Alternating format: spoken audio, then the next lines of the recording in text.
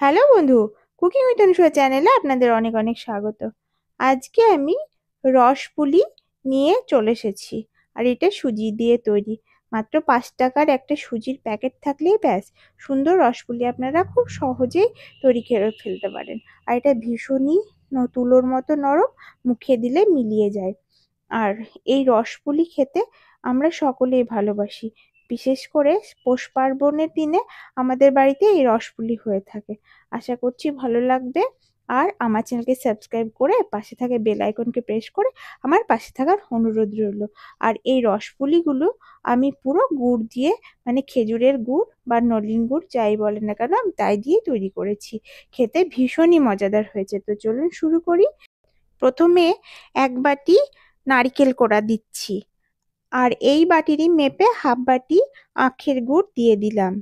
আর দিচ্ছি এখানে গোটা 8 কাজু কুচি আর গোটা 10-12 কিশমিশ কুচি। আর হাফ চা চামচ মতো এখানে দিচ্ছি গরম মশলা গুঁড়ো। এবার সমস্ত উপকরণগুলোকে আমি নাড়াচাড়া করে মিশিয়ে নিচ্ছি। প্রথমে মিশিয়ে নেব, এরপরে আমি ফ্লেমটাকে হাই করে দেব। এখন আমি লো ফ্লেমে বসিয়ে মিশিয়ে নেবার পরে এবার হাই ফ্লেম করে দিয়ে নাড়াচাড়া করে এখানে আমি একটা পুর রেডি করছি। মানে আমি এটাকে ভেতরকার পুর রেডি করে ফেলছি নারকেলের। একটু এটা নাড়তে নাড়তে যখন দেখবেন এরকম চ্যাটচেটে একটা ভাব চলে এসেছে, চটচটে, তখনই এটাকে নামিয়ে দিতে হবে। তো আমার পুরোপুরি পুরটা রেডি হয়ে গেছে। এবার অন্য একটা পাত্রের মধ্যে ঢেলে ঠান্ডা করতে দিচ্ছি। সমস্ত পুরগুলোকে এখন আহ ঢেলে নিচ্ছি ঠান্ডা করার জন্য। আর গুড়ের পুর ভীষণ গরম হয়, সঙ্গে সঙ্গে করবেন না, একটু ঠান্ডা হলে তারপরে করবেন। আর এই বাদাম দেওয়ার কারণে ভীষণই খেতে মজা লাগে। তো চলুন এবার সুজি দিয়ে বাইরের আবরণটা তৈরি করি পুলির। প্রথমে এখানে আবারও সুজি দিয়ে দিয়েছি। আর মিডিয়াম ফ্লেম করে সুজিটাকে ভেজে নিচ্ছি। এখানে 1 বাটি, যে বাটির মেপে নারকেল করে নিয়েছিলাম সেই বাটিরই 1 বাটি সুজি দিয়েছি। আর এখন ওই বাটিরই মেপে 2 বাটি জল দেব। সব একসঙ্গে জল দিচ্ছি না, প্রথমে 1 বাটি দিয়ে নাড়াচাড়া করে মিশিয়ে নিচ্ছি, না হলে পরে দলা পেকে যেতে পারে। এই জন্য প্রথমে 1 বাটি দিলাম, নাড়াচাড়া করলাম। জলটা যেই শুষে নিল তখন আবারও 1 বাটি জল দিতে হবে। দিয়ে আবারও নাড়াচাড়া করে সুন্দর করে এই খামিরটাকে তৈরি করতে হবে। তো জলটা শুষে নেবে আস্তে আস্তে নাড়াচাড়া করতে করতে, আর সুজিটাও সুন্দরভাবে সেদ্ধ হয়ে যাবে। তো আমার সুজিটা প্রায় হয়ে এসেছে, জলটা পুরোটাই শুষে নিয়েছে। এখন নাড়াচাড়া করতে করতে এটা কুক হয়ে যাবে। তো সুজিটা আমার এখন হয়ে গেছে, এবারে নামিয়ে নেব। নামিয়ে এটাকে ঠান্ডা করতে দেব। ঠান্ডা করার পরেই এই খামিরটাকে আমি মেখে নেব। তো ঠান্ডা করতে দিলাম। এবার চলুন রসটা তৈরি করে নিই রসপুলির জন্য। এর জন্য আমি যে বাটির মেপে সমস্ত উপকরণ নিচ্ছি সেই বাটিরই 1 বাটি মতো এখানে খেজুরের গুড় দিয়ে দিলাম। আর ওই বাটির মেপে 1.5 বাটি জল দিলাম। দিয়ে এবার গুড়টাকে ভালো মতো এবার গলানোর জন্য নাড়াচাড়া করে দিতে হবে।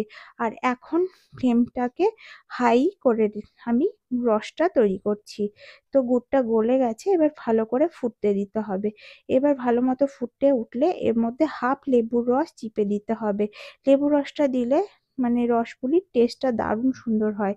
তো ভালো মতো যখন এরকম ফেনা ফেনা হয়ে ভালো মতো ফুটে যাবে তখন নাড়াচাড়া করে দিতে হবে। দেখবেন আপনি আপনি এর যে ফেনাটা হচ্ছে ওটা কেটে যাবে। আর এর মধ্যে লেবুর মধ্যে যে বীজ ছিল ওটা পড়েছে, তো এই বীজগুলোকে ছেঁকে তুলে নিতে হবে। চামচ দিয়ে এখন তুলে ফেলে দিচ্ছি। আর এখন মিডিয়াম ফ্লেম করে দিয়েছি। আপনারা চাইলে ফ্লেমকে লো, মিডিয়াম, হাই করে কুক করবেন। তো এখন নাড়াচাড়া করে আমার পুরোপুরি রসটা রেডি হয়ে গেছে। এখন লো ফ্লেমে এটা বসানো থাকবে। তো আমার রসটা রেডি হয়ে গেছে। এখন সুজিটা যে ঠান্ডা করতে দিয়েছিলাম ওই সুজিটাকে এবার মেখে নেব। তো চলুন সুজিটাকে এখন মেখে নিই। ঠান্ডা হয়ে গেছে আমার সুজিটা। তো এখন মেখে নেব হাত দিয়ে ভালো করে। তো দেখতেই পাচ্ছেন এই যে সুজির সমস্ত শুকনো শুকনো হয়ে গেছে। এবার এটাকে হাত দিয়ে মেখে নেব। তো এর মধ্যে একটুখানি তেল দেবো, প্রথমে একটু মেখে নিতে হবে, তারপর যখন মাখা হয়ে যাবে তখন একটুখানি তেল দিতে হবে, তাহলে আরো সুন্দর চকচকে একটা মানে ডো তৈরি হয়ে যাবে খামির। তো এখন একটুখানি মেখে নিতে হবে, এই দেখতে পাচ্ছেন এইভাবে। এবার আমি হাতের তালুর মধ্যে হাফ চা চামচ মতো সাদা তেল দিয়ে দিচ্ছি, দিয়ে এবার সুজির খামিরটাকে সুন্দরভাবে মেখে নেব, একবারে নরম তুলতুলে একটা খামির এখানে রেডি হয়ে যাবে। এই মাখাটার কারণেই সুন্দরভাবে মানে নরম হয়ে যাবে, পুলিটা শক্ত হবে না। আর আমার এটা পুরোপুরি রেডি হয়ে গেছে। এবার হাত ধুয়ে নিতে হবে, হাতকে শুকনো করে হাতের মধ্যে সামান্য তেল মাখিয়ে নিয়ে ডো কেটে নিতে হবে।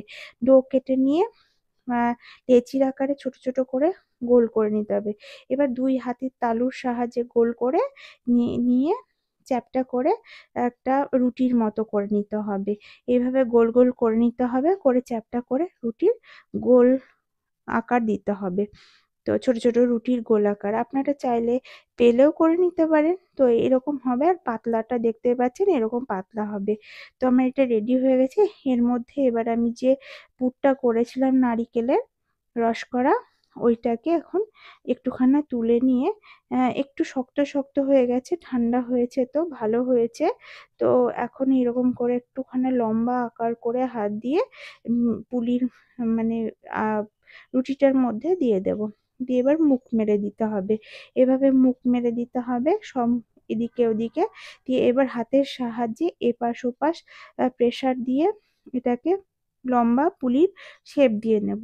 তো সুন্দরভাবে তাহলে ভাজার সময় এর ভেতরকার পুরটা বাইরে বেরোবে না।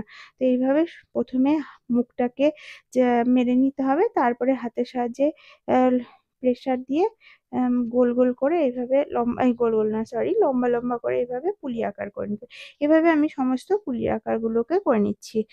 আমি আর সমস্ত পুলিগুলো রেডি হয়ে গেছে। এখন চলুন ভাজার জন্য তেল গরম করে নিই। তো এখন আমি এখানে সাদা তেল দিচ্ছি, সয়াবিন তেল, আপনারা যে কোনো তেল ব্যবহার করতে পারেন ভাজার জন্য, তবে সাদা তেল দিলে বেশি ভালো হয়। তো এখন খুব ভালো মতো গরম করে নিতে হবে, মানে মিডিয়াম তাপ করে গরম করে নিয়ে পুলিগুলোকে ছাড়তে হবে। তো ছাড়ার পরে কিছুক্ষণ হাফ মিনিট মতো ভাজতে হবে। ভেজে এবার চামচ দিয়ে উল্টে পাল্টে দিতে হবে আস্তে আস্তে, না হলে পরে পুলি ফেটে গিয়ে ভেতরকার রসগুলো বেরিয়ে যেতে পারে। এই কারণে পুলিগুলো চামচ দিয়ে হালকা হাতে নাড়াচাড়া করে উল্টে পাল্টে দিতে হবে। আর উল্টে দেওয়ার পরে কিছুক্ষণ ভাজতে হবে, এইভাবে হালকা হালকা করে ক্রমাগত নাড়াচাড়া করে পুলিগুলোকে ভেজে নিতে হবে। তো দেখুন খুব সুন্দর। আর আমি এখানে খুব বেশি কড়া করে ভাজবো না, একদম সামান্য সোনালি রং আসলেই পুলিগুলোকে তুলে নেব। তো আমার পুলিগুলো প্রায় ভাজা হয়ে গেছে। আর এইভাবে চামচ দিয়ে উল্টে পাল্টে ভাজবেন, দেখবেন সুন্দর পুলি থাকবে, রসগুলো মানে রস করা ভেতর থেকে বেরোবে না। তোমার দেখুন পুলিটা ভাজা হয়ে গেছে, এবার তুলে নিচ্ছি। সমস্ত পুলিগুলোকে আমি এইভাবেই ভেজে নেব। মিডিয়াম তাপ করব, তেলটা মিডিয়াম আঁচে গরম করব, আর মিডিয়াম গরম হবে তখনই পুলিগুলো ছাড়তে হবে, তারপরে মিডিয়াম আঁচেই সমস্ত পুলিগুলোকে ভেজে তুলে নিতে হবে। তো আমার পুলি ভাজা হয়ে গেছে, অন্য একটা ব্যাটার মানে পেপার দিয়ে তার উপরে পুলিগুলো রেখেছি, তাহলে যদি তেল থাকে তাহলে পরে শুষে নেবে, আর রস করা রসটার মধ্যে তেল তেল ভাব থাকবে না। তো এবার অন্য পাত্রে এবার ঢেলে দিলাম, রস দেবো তার আগে। এবার যে হালকা গরম রস ছিল ওই রসটাকে পুলির উপর দিয়ে ঢেলে দিতে হবে। মানে আমি রসের মধ্যে পুলি ফুটাই না, আমি পরে এইভাবে দিই, এই বিশেষ করে সুজির পুলির ক্ষেত্রে যেহেতু নরম সেই জন্য। আর খুব তাড়াতাড়ি শুষে নেয়।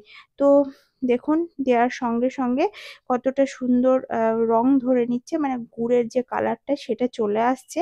আরো যদি আপনারা কড়া করে ভাজেন তো তো লাল করে ভাজলে আরো লাল হয়ে যাবে। তো আমার এরকম হালকা সোনালি করেই আমি পুলিগুলোকে ভাজি। তো এখন রসে চুবিয়ে দিলাম। এবার চলুন একটা খেয়ে দেখা যাক, মানে দুটো খেয়ে দেখা যাক।